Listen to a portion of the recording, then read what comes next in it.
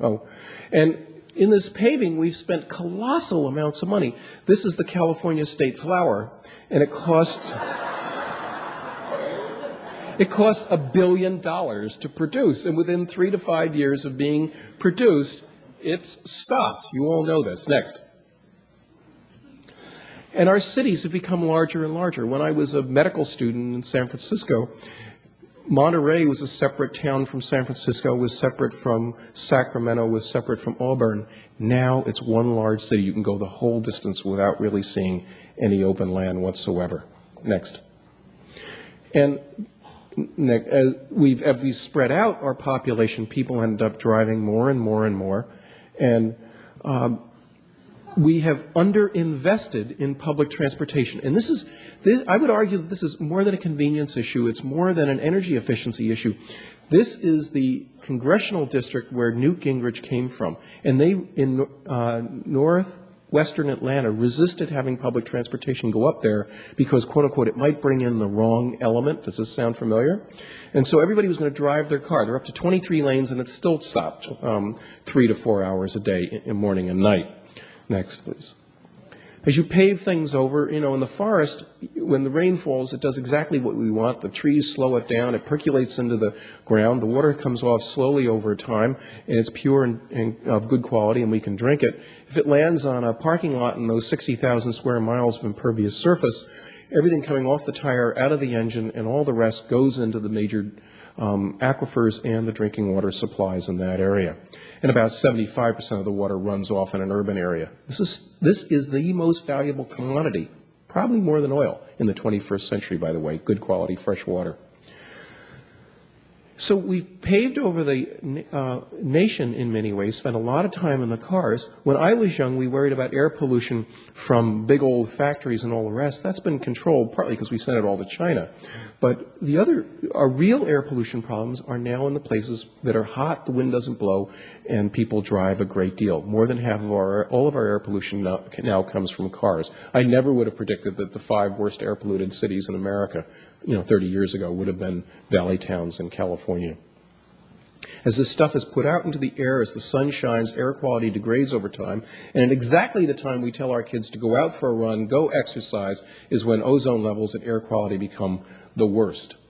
Here's a study that was done in Los Angeles. They looked at a half a dozen schools that were badly air polluted and a half a dozen schools that had very low levels of air pollution. And at the end of 5 years, they looked at the kids who we would be most proud of, the kids doing, volleyball and competitive sports. They're doing 2 and 3 sports. They did it for 4 or 5 years, going through school. At the end of that time, the kids who were athletes and in the high air pollution areas had 3 times the rate of asthma as the kids from the low air pollution areas.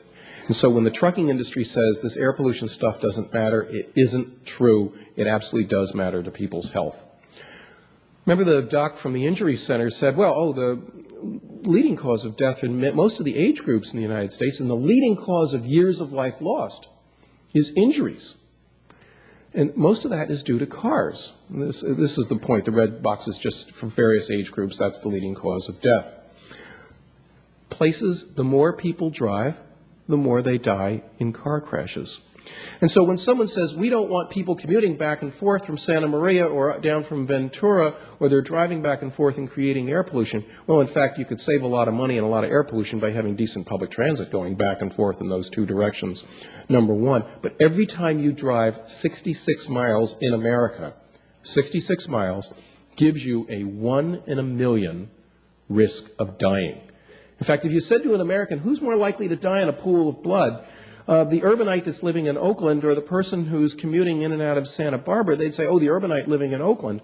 But the truth is, it's the person that's driving. Suburbanites who are doing a lot of driving have the higher rate of violent death, injury-related death, than people that live in urban areas, 66 miles. And if someone says, oh, there's a 1 in a million risk of building on that vacant lot or that other spot because, there's a little bit of chromium from 30 years ago or some chemical, and well, the people that can't afford to live here, partly because there isn't development going on in these areas and are driving 66 miles every day, are buying those risks every day, not for a lifetime of exposure.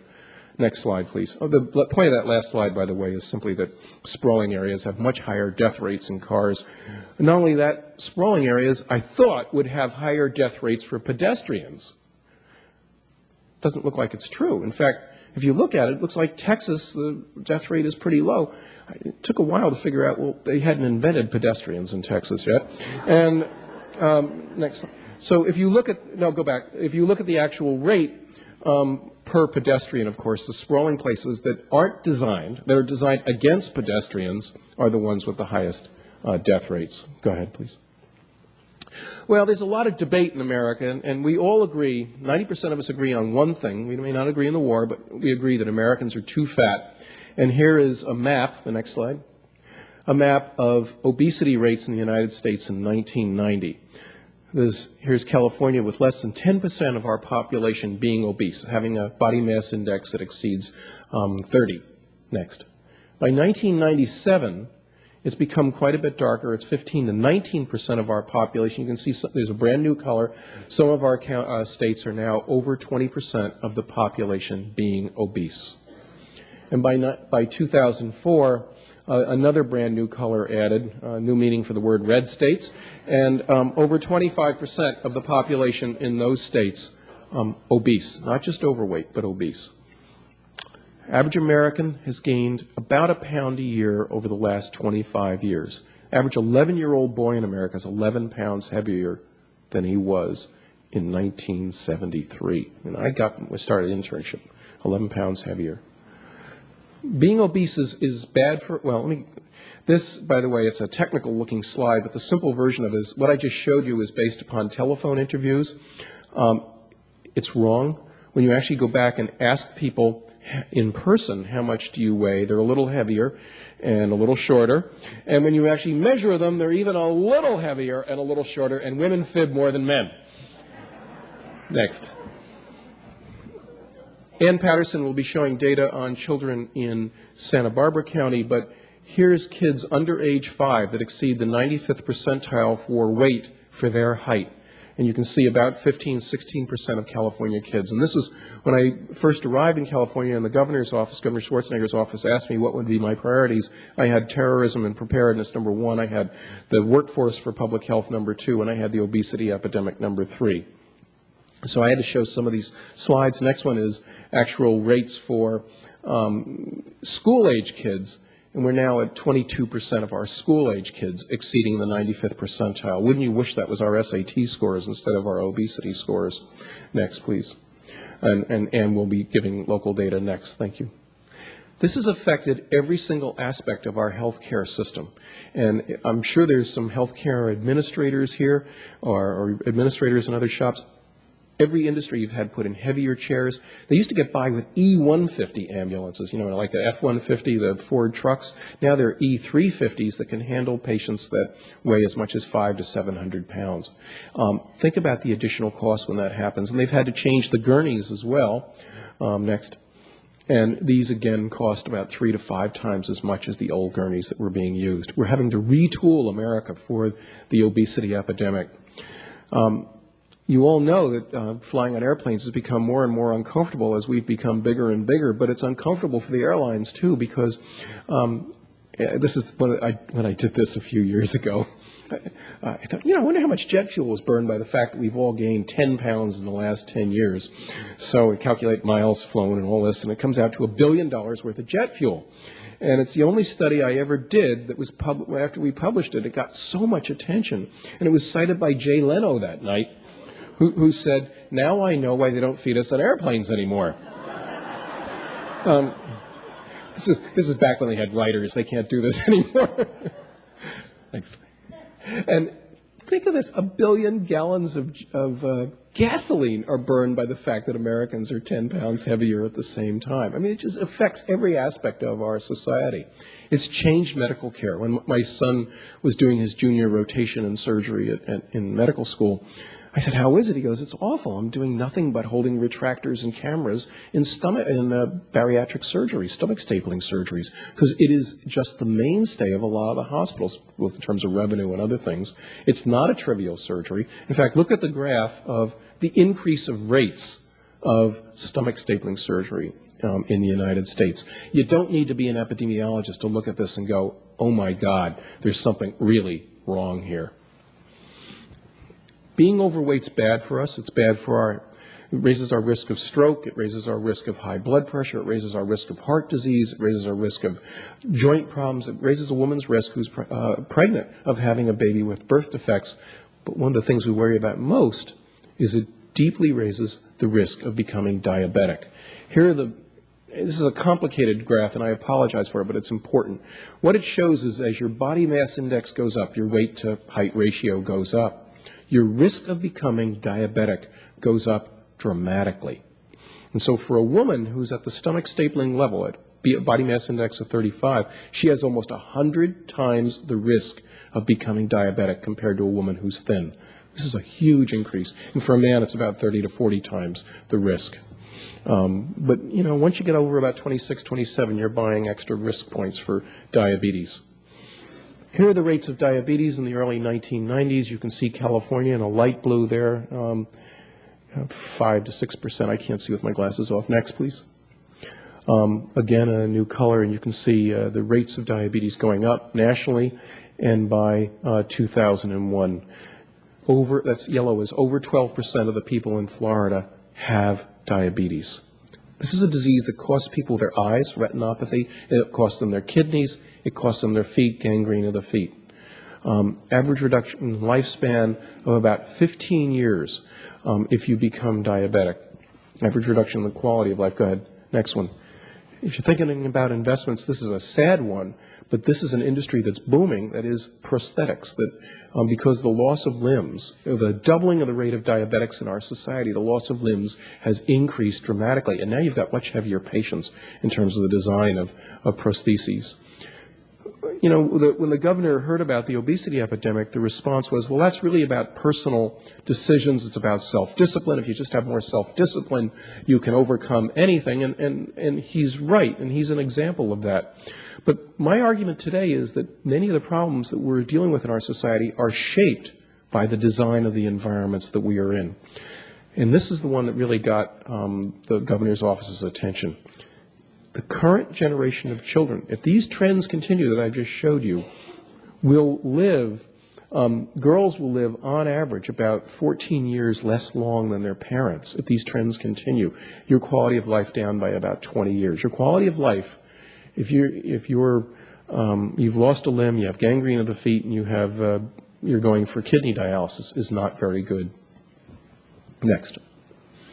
So fitness is important. I was taught, and Anne, when you were in nutrition school at the School of Public Health at Berkeley, I was taught nutrition was important, but I wasn't taught that fitness was all important. Here's a study of 100,000 nurses, my generational cohort, and they were followed from about the mid-1970s till today.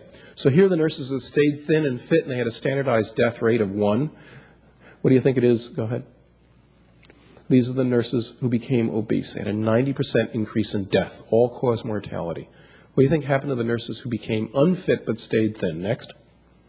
60% increase. And the nurses that did both became obese and overweight 2.5 times. So being obese is a matter of life and death, but being out of shape or being in a place that prohibits you from being in shape is a matter of life and death. Has this affected other age groups? I know, in fact, I work with Tom Torlakson. There's a requirement now in our schools to have a fitnessgram, Senator Torlakson, in our schools.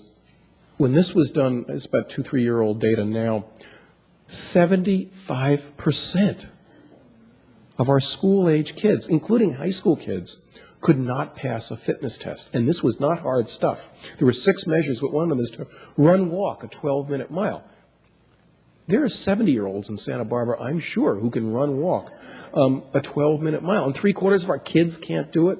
That's extremely worrying. By the way, 2 out of 7 now military volunteers in the United States cannot get into the military because of either overweight or lack of fitness, extreme lack of fitness. I'm going to argue that some of this is because we've removed incidental exercise from our lives. This is the rate of walking and biking to do errands in the Netherlands and in Germany. Pretty high, right? 40, 50% of all the trips are done walking and biking. What do you think it is in the United States of America? Go ahead. 7%. Even Canada, with its weather. You know, and it's typical. Americans will get in a car and drive 3 blocks to buy a newspaper. Next, please. Or to walk the dog. Yeah. Now, and the other thing is, you know, we don't value incidental exercise, and we think the exercise that really matters is stuff we pay a membership fee, and we have to go into a club, and we get on a machine, and we exercise and climb stairs.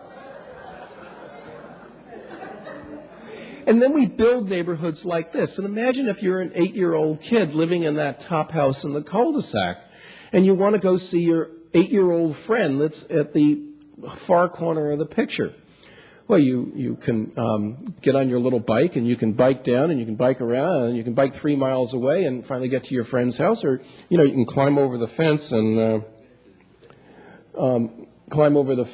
past the Doberman and the Rottweiler and the pervert and the guy with the gun and over at the go see your friend. But, of course, you don't do that. The first word out of your mouth is, Mom, drive me. So the women my age in this room drive twice as much as your mother did. Your daughter will drive twice as much as you did, and in large part it's because of the way we design communities that don't connect people to each other. And think about the impact on the environment. We're doing all these nonsense errands and burning fossil fuels to do it instead of the legs that God gave us. The more time you spend in the car, proven, my co-author Larry Frank has proven, the more likely you are to be obese. I'll keep going. How important is food? Keep going. Well, you can't eat stuff like this and lose weight. That's a day's worth of calories for about $2.50. It's a bargain. We'll come back to it. It's going to be hard for kids and other people to get control of their weight if fast food joints are planted right next to schools and near places that kids congregate, or the whole population. And note that poor neighborhoods have 2.5 times the numbers of fast food places as well-off neighborhoods. In fact, in a poor neighborhood, it's often hard. So when someone says, hey, it's a bargain, you should supersize the meal, and it's true, for 67 cents you can get 75% more calories. That's a bargain. Next slide. But is it? Every ounce of fat you put on your body, for guys, costs us $6 in lifetime health care costs, and for women, $3 in lifetime health care costs. So that's not much of a bargain, even though you're only paying a few cents more. One of the big drivers of the epidemic, I think, is the fast food, and I think there's good evidence for that. I also think the change in soft drinks is a big driver. Decline in calcium-containing milk and increase in soft drinks in our population. A 20-ounce soda, how much sugar do you think it has? 17 teaspoons. How much exercise do you need to do to burn the 250 calories off? It's about 40 minutes of basketball. And you know kids that are drinking 3 and 4 of these a day. You can't burn that off. First thing the diabetes doctors will say to kids, by the way, when I was a young doc, we never saw kids with adult onset diabetes. We called it adult onset. Now we call it type 2 diabetes. And a third of the kids in the pediatric clinic for diabetes now have adult onset obesity-related diabetes. This is my nephew, Jack. He's the coolest kid going. He just turned 10. I was over at his house on Easter over in Marin County, and he wanted to go skateboarding, so we went up skateboarding. I'm sitting there with his dad and my other brother next, and he says, Uncle Dick, I gave up high fructose corn sugar for Lent. And I said, really, Jack? How was that? Well, go ahead. I went to the 7-Eleven and I searched for a couple hours, and the only thing I could find that didn't have high fructose corn sugar in it was Sweet Tarts. And he lost weight, by the way. Jack also walks to school every day, and I think one of the core issues is walking to school. His mother does not let him watch very much TV, and there's a good reason. There are lots of reasons, but one of them is, look at the amount of advertising the kids are seeing, twice as much, and a lot of it is for food. But I love the fact when they put all kinds of fruit on a label for food, and 55% of all the foods that are sold to children with the word fruit on them, processed foods, have never seen a piece of fruit. The blue and the red and all the colors are dyes, not from food. Next. This is the food pyramid that I was taught is important. What do you think the food pyramid on television is? So, you know, they may get 40 minutes of nutrition education and 8 years of school, and this is what they're getting in 40,000 advertisements a year. It's tough to turn around when the governor says, you know, it's about personal decisions, not when you're being saturated with this kind of stuff. 1973, there was no high fructose corn sugar in the diet of an American. Today, we're consuming 63 pounds each on average. It's 28 pounds of body fat at that point, 115,000 calories. I was in a meeting with the governor and the guy from Coke and the guy from Pepsi, and one of the, I won't say which one, said, well, if people would just exercise more, they could burn it off. And they can. You can exercise for about 400 hours a year, 318 hours a year. And so I didn't suggest to the governor that all workstations in state government be changed to these, but if we're going to continue to eat like this is what we need to do. Next, please. What in America has gone down since 1950? Well, one of them is the number of schools. Schools have gotten 5 times bigger. And I don't know about you, but I walked to a school. It was a mile away. I knew everybody. It was a lot of fun. I didn't realize at the time. I sort of decompressed coming home. You know, you sort of talk to each other on the way there. Next slide, please. We've gone from 2/3 of our kids walking and biking to school to 13% in just one generation. And it's not because kids are lazy. It's because we've made it impossible for most of them to walk to school. And the schools are guilty in another way. You know, they have rules that, you know, it's 30 acres if it's a high school and 20 acres of middle school and 10 acres if it's a grammar school. They put it way outside of town. Then they take those acres. They don't plant school gardens there. They plant parking lots because everybody's got to drive back and forth to the place. But they do save a little money on vice principals by having these great, big, huge schools. Next slide, please. And where are the worst traffic jams? And every parent in the room knows that the worst traffic jams are next to school morning and night as the kids are being dropped off. It's a wonderful book by Richard Louv, Last Child in the Woods, about the removal of natural contact and freedom and the time to play. Think about a child who's popped in a car, sits in a box, going to school, sits in a box at school. They've gotten rid of recess in a lot of our schools over time. They're sitting in the school at lunchtime. They're not allowed off campus, probably for good reasons. They're back in a box going home. They're in a box when they get home. Next slide, please. Do you think it has anything to do with this? This is the sales of Ritalin in the United States of America. No other country has got their kids so medicated as we do to keep them from being active. God help us. Next slide, please. Where do kids learn better? Do they learn better in big schools or small schools? Small schools. Where are the kids happier? Small schools. Where are the teachers happier? Small schools. And yet we continue to be. So last week, one of the coalitions put together a request to the Department of Education saying, we want you to build smaller and local and accessible schools. And within 2 days, and I'm not exaggerating, all 58 of the county health officers signed on to the petition to go back to smaller local schools because it's a way of dealing with the obesity epidemic and a lot of other things. The California Medical Association signed on, and the American Academy of Pediatrics for California signed on. Bill Gates, absolutely. Bill and Melinda Gates are leading a $1 billion effort to go back to small schools because there's very good evidence that kids do better in small schools. Kids who walk and bike to school learn better, play better, and believe it or not, exercise more when they get free time than the kids who sat in a car when they were on their way to school. And we waste a colossal amount of money, $1 billion a year on diesel fuel. Yeah, if you live in the remote hills or you're disabled, fine, take a car. But if you can walk, God help us, you ought to be doing it. Skip that. And I would argue that every school in California ought to have a school garden. And you go to, honestly, God, the one in Berkeley, you go visit there, and the first and second graders are out there, they're having a ball. The grandparents are coming in and teaching the kids how to prepare it. I walked in, and at one point this fifth or sixth grader had this great big knife, and he was cutting carrots, and someone was kind of nervous about that. But, you know, what a wonderful way to teach responsibility. And the kids had developed a taste for this food. Is it good for the global environment?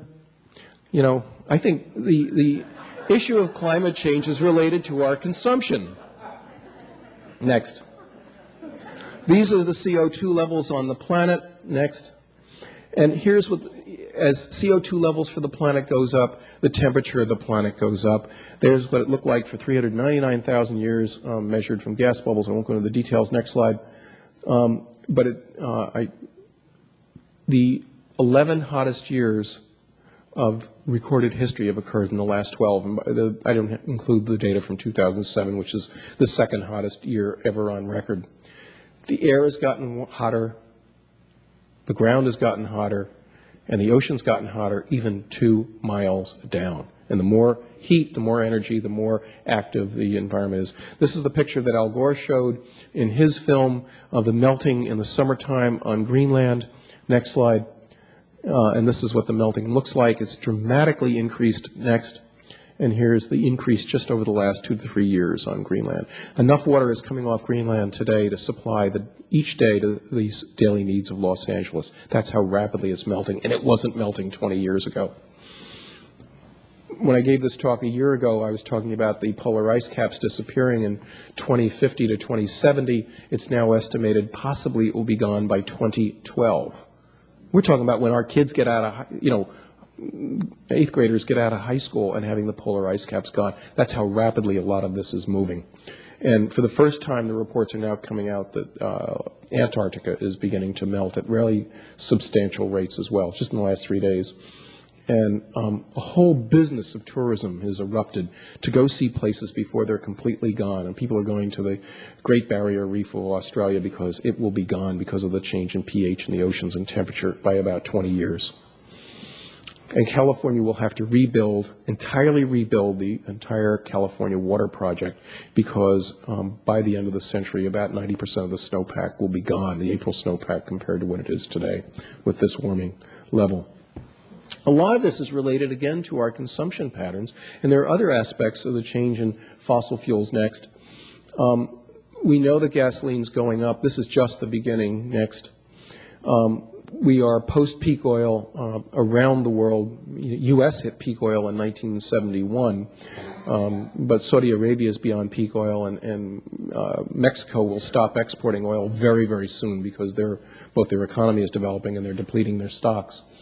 And it causes some of the instability, the political instability, the amount of importation we're doing. You know where I'm going with this. Next. Where do we go from here? Go ahead. Go ahead. The problem of tobacco was insurmountable in our society in 1960. Next. And yet, California, by doing 3 things, was able to reduce tobacco smoking. Hit it a couple times. Right there. We had to tax tobacco. We had to demonize the tobacco industry, anti-tobacco advertising, so it had to be very, very aggressive, and we had to put in place environmental controls that prevented people from smoking. Now, everybody back in Michigan, they say, oh, you Californians, you're all crazy. But look what happened to lung cancer in California just over the last 10 years, a 22% decrease in the last 10 years because of this. Every one of you, older folks at least in the room, have lost friends to lung cancer. This is a spectacular public health success. So we're going to turn around the obesity epidemic. One is to change our diet. This is a very good book by Walt Willett, or at least I like it, on eat, drink, and be healthy and moving lower on the food chain. Walt Willett's been working with the CIA to change the American diet in restaurants. Next.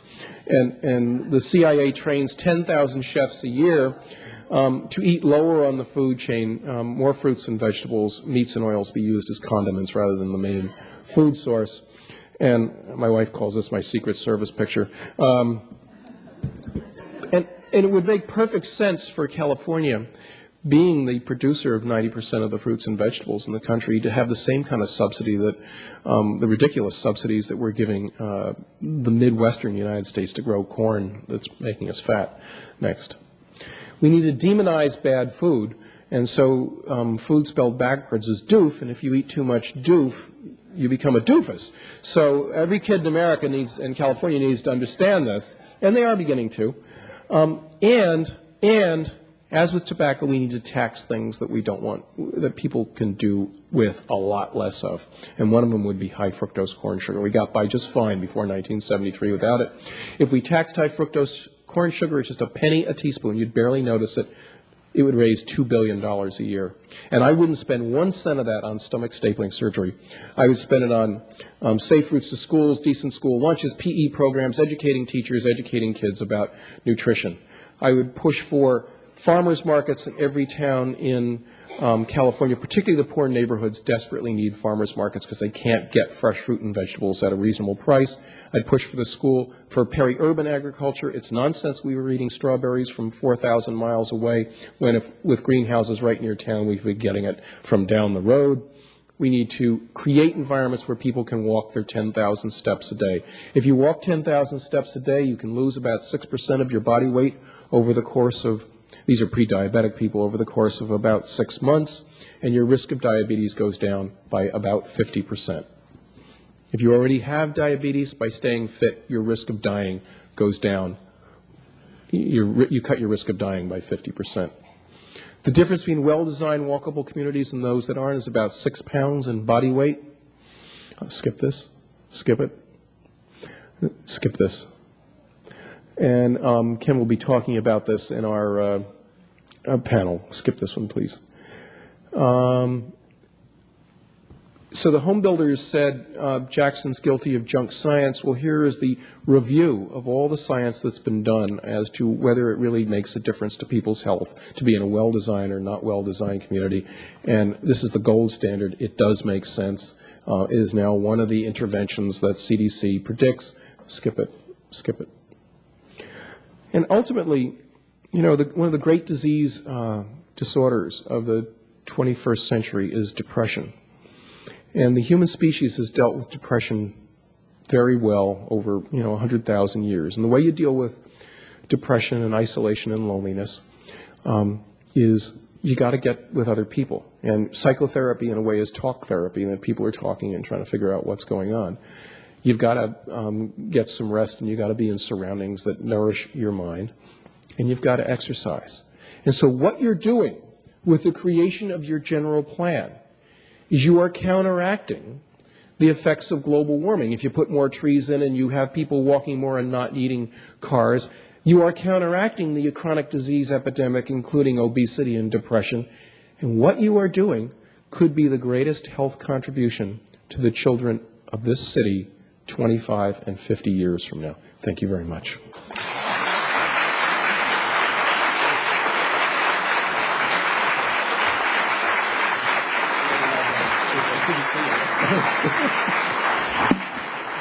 Thank you very much, Dr. Dick Jackson. Clearly you have the right